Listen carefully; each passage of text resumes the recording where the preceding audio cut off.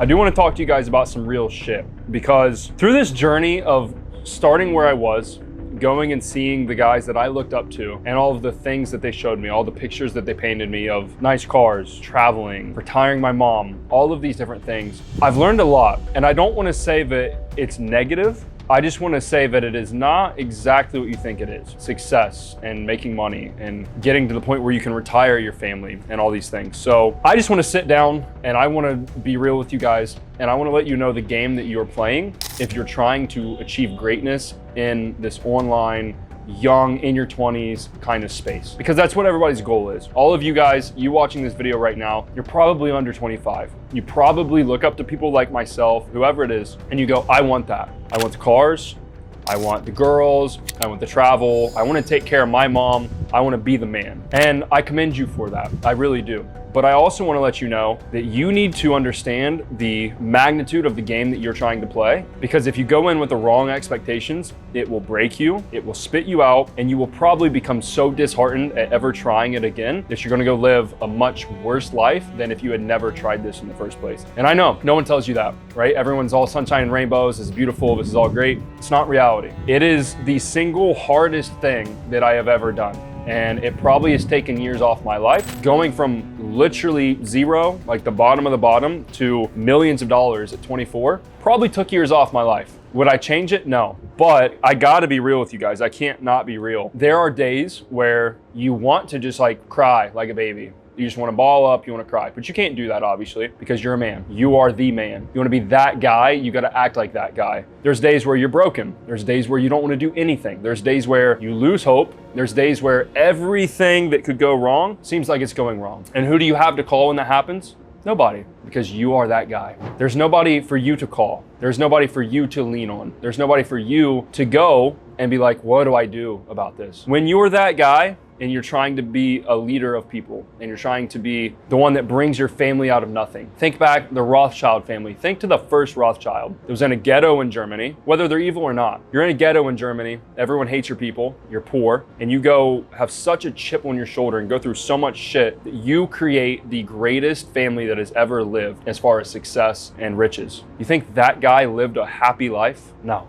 And I'm not saying that I am those people, but what I do want to make very clear to you guys is if you're trying to create something from nothing like I did, and like all the people you look up to did, there's a very common theme in all these people's stories, right? And they're real. When you want to try to do that, you are doing something that is so difficult that you can't even look at it in percentages of success. Like, oh, you got a 1%. No, like you can't even look at it like that. You're doing something that is probably the most difficult thing that you could ever do. And you need to understand that going into it. Even if you're starting small, you're starting as an appointment setter, you're starting as a closer, you're gonna go on to do whatever, build an IPO, build an agency, whatever you wanna do. If you really wanna achieve greatness, you are going to have to sacrifice more of yourself than you could ever imagine. And I'm not saying do so in like a way where you sacrifice your soul, like a lot of people do in different industries. I'm not saying sacrifice your morals, your ethics, whatever. But I'm saying you're going to sacrifice so much of yourself that sometimes you're going to question if it's even worth it. Is what I'm doing even worth it? Because it's so hard. I don't know how else to explain it. So let's take the hard part out of this, right? Obviously, I'm telling you right now, it's gonna be hard. I wanna have you have the right expectations of what you're getting into. This is gonna be the hardest thing you've ever done. It's the hardest personal development, transformational evolution of yourself that you could ever possibly go through, other than being like 600 pounds and then getting in shape. It's probably harder still, because mental things are a lot harder than anything physical. Give me physical work over the mental stress of everything any day. When you do get successful, it is not what everybody tells you it is. And listen, I don't want to say this to you guys as a reason not to do things. I simply want to be real with you, and I want you to have the right expectations. When I started making more money, my life became increasingly more difficult, less happy, less fun. And fun is relative, because fun, obviously going to Europe, spending a lot of money, that's fun. But I'm telling you, for the majority, from like my 10K to making six figures, making millions of dollars a month, it's a lot harder. You're not as happy. I have so much stress. I have so much on my shoulders that I sometimes don't know what to do. I sometimes am like, I don't have a dad to call. I'm taking care of my mom. She needs me. And that's what I want to kind of get across to you guys. For example, I just did a podcast with my friend Champ. And this is something that a lot of you are going to encounter, and it's going to break your heart. It broke my heart. It probably was one of the most hurtful things that has ever happened to me. My goal of all this journey was to retire my mom, take care of my mom, get my mom a nice house. I pictured in my head, I put it on a pedestal, right? Everyone says not to do that. From the time I was like 17, when I learned about this stuff, to when I was able to do this a couple years ago. I pictured, get her this beautiful house. She comes down, she's excited, she's happy, she's crying. She's like, thank you so much. She's grateful. And then she just lives a fairy tale life. It's not what happens. And I can tell you, this isn't just me. Iman and I talked about this in Dubai. Iman has an amazing mother as well. I think we have very similar stories as far as our mothers and what we went through. He encountered kind of the same issue. He explained it to me and was very, very wise, was when you take a parent that has been through so much trauma and so much shit in her life and abuse and whatever, and then you take away all her problems, we think, because it's our ego that wants, oh, I want to be the guy to retire you. I want to be the guy to take care of my mom. But is that what they want? Obviously, yes, give your mom a nice place to live. Yes, take care of her. But does she want the life that you want for her? That's a relative term for your parents or the people in your life that you want to take care of. Because we do this to be able to take care of people, right? And what happened when I did this was my mom came down and she was in so much shock that I thought she was ungrateful. I thought that I sacrificed my childhood. I sacrificed my life. I sacrificed fun, partying, friends, going out. I sacrificed everything for years to be able to do this one thing. And the week that it happened, I probably had the worst relationship I've ever had with my mom in my life. I was furious. I was heartbroken. I was upset because I felt that she was ungrateful. I was like, I did all this and you're not even happy. But that was my fault. It wasn't her fault. She's grateful that her sons are here to take care of her and we love her and we want her in our lives and that sort of thing. But I was placing my ego above what is best for my mom. And that hurts. That hurts, bro. You want to talk about pain? I did it. I was that guy. I retired my mom. I took care of her. I got her a nice house. Nicest house in her neighborhood. Safe area, beautiful.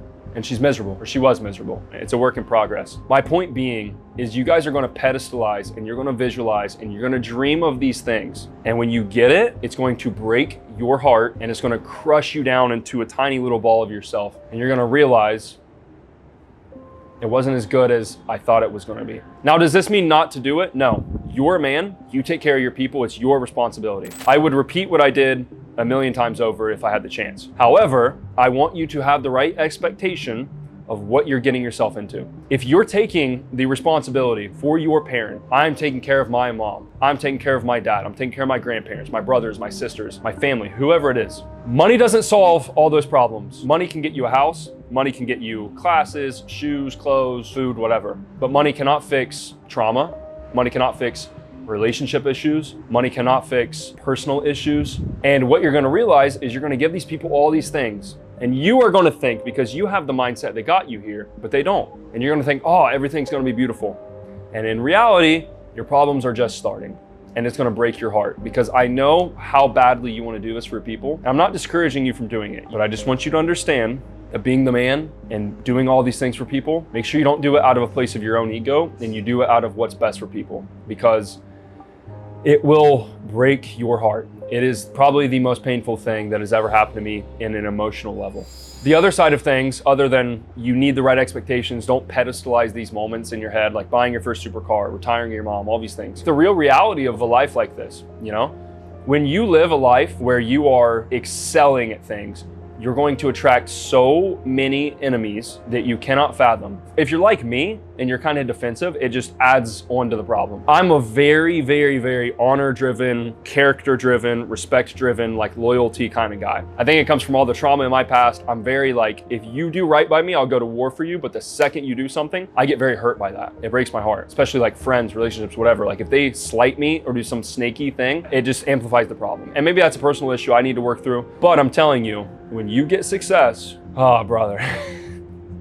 I have had friends stab me in the back. I have had people that I trusted with my life take hundreds of thousands of dollars from me. I've had people that I thought wanted the best for me completely switch up the second I started doing better than they did, and it breaks your heart. Similar to the parent thing, a lot of this game is just going to break your heart. Again, guys, I don't want to discourage you. I want you to do all these things. I just need you to have the right expectations, because expectations are everything. Because if you know going in, when it happens, you're cool. You're like, I knew I had to do this, whatever, I feel whatever type of way. But bro, you get some success. And again, You got to be aware of yourself. Are you the problem? Are you socially the problem? Are you someone that's hard to be friends with people, hard to get along with? But if you can look at it from an outside perspective and counsel others that care about you and have good perspective as well, you're gonna have a lot of people switch up on you. You're gonna have a lot of people become enemies, and it's gonna break your heart. On top of that, you don't get rest. If you want to really be great, like you're excelling, you're competing with other people, especially in a game like the info product space. I'm competing with everybody else that has a sales program. It's war, whether you want to act like that or not. A lot of guys in this space are like, nah, bro, there's enough for everybody, which there is if you're friends with people. But in an outside perspective way, it's war. There's no other way to look at it. I don't agree with anyone else that says it's not war. It is war, okay? Actively right now, I have somebody on my Instagram bodying my comments saying I'm a pedo, I touch little kids, like crazy shit. Because they're competing with me, I'm taking money out of their mouth, so they are trying to harm me and my business. They think that they will benefit from hurting me. If I fall, they rise. It's war. Right now, we dominate the high-ticket sales space.